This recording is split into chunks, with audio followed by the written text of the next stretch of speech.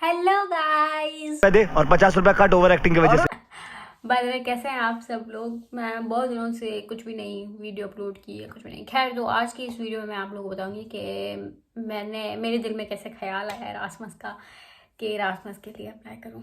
तो जब मैं पहले यू ग्रेड, पहले मुझे बिल्कुल भी नहीं था रासमस का या कुछ भी, या लेकिन पहले मैं यू ग्रेड पे गई थी एक सेमेस्टर के लिए अमेरिका।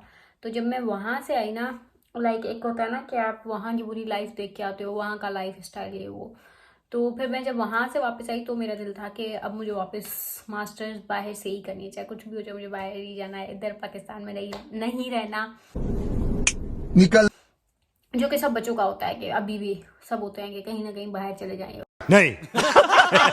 तो बेटा बाहर आओ, लग पता जाएगा तुम लोगों को।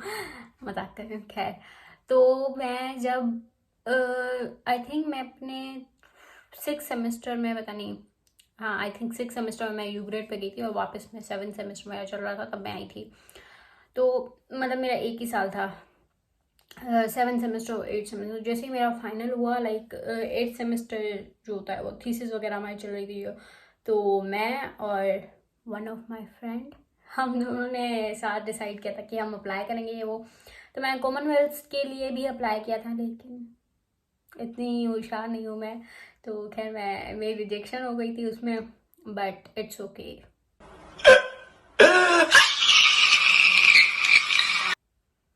है ना। शायद वो मुझे डिजर्व ही नहीं करते थे।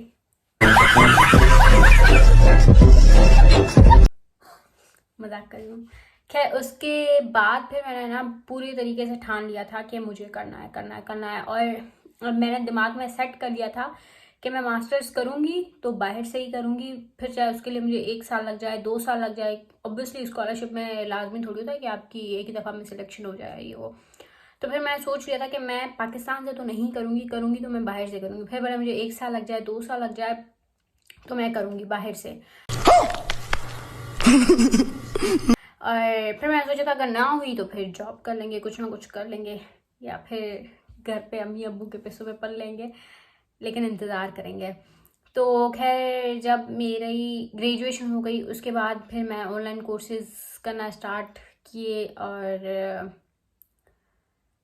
तैयारी करना स्टार्ट की। सीवी पे काम करना शुरू किया। और वही मोटिवेशनल लेटर ये वो बहुत सारे लोगों से पूछती थी मैं, कि क्योंकि मुझे खुद नहीं पता होता था कि क्या करूँ कैसे करूँ। ऑब्वियसली मेरे लिए भी वो बिल्कुल न्यू चीज़ थी, मैंने कभी की तो नहीं हुई थी। तो पहले मैंने कॉमनवेल्थ का किया था, उसका था दिसंबर में, मुझे याद है।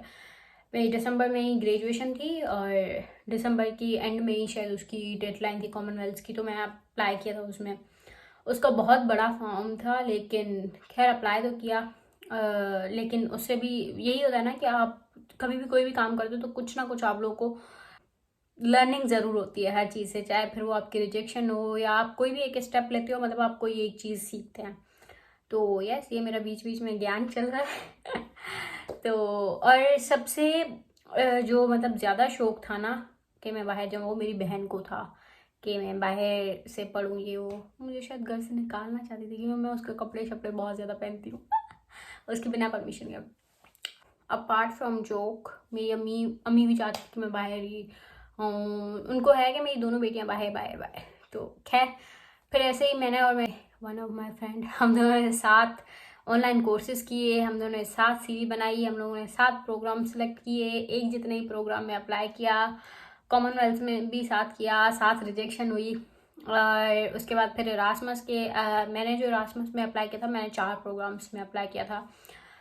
सिनरम, MET, METEC, MEH, जिसमें पहले पहले मुझे रिजेक्शन आई METEC से, फिर सिनरम से रिजेक्शन आई, फिर MEH था, उसमें मेरी हुई थी। एंड जो मेरी वन ऑफ माय फ्रेंड,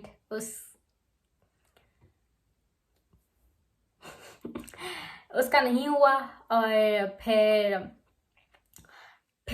मैं यही होता है कि एक की होती है दूसरे की नहीं होती, तो उदासी तो होती है। लेकिन खैर, हमने यही सोचा आपस में कि चलो अब जो अगला रहता है MET, वो उसमें आपका हो जाएगा।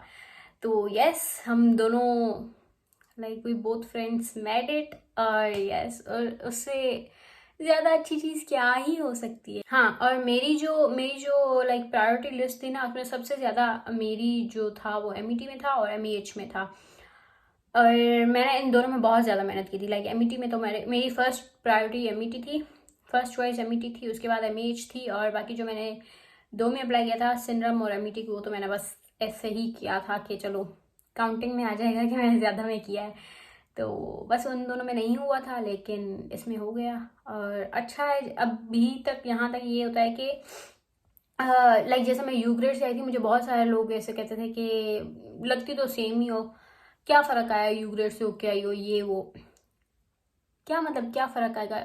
बहुत मतलब मुझे बताया मुझ में क्या क्या चेंजेस आई हैं। बहुत सारी ऐसी चीज़ें होती हैं जो लोगों को नज़र नहीं आती, लेकिन आपको नज़र आता है। अब बहुत छोटी छोटी चीज़ें जो होती हैं, आप बहुत कुछ सीखते हैं। आप लाइक अब मैं जो बताऊं, मैं कभी इंटरनेशनली ट्रेवल नहीं किया था, जो कि मैंने यू ग्रेड की वजह से फर्स्ट टाइम किया था। तो आप एयरपोर्ट पे ही बहुत सारी चीज़ें सीखते हैं जो आपको नहीं पता होती। कहाँ से बोर्डिंग पास लेना है, क्या करना है, सिक्योरिटी कैसे करवानी है, सब कुछ। तो खैर, लोगों को इग्नोर करें, उनका काम ही यही होता है कि आपको नीचे करें। तो आप बस अपनी मेहनत जारी रखें और इंशाल्लाह हो जाएगा आप सबका भी।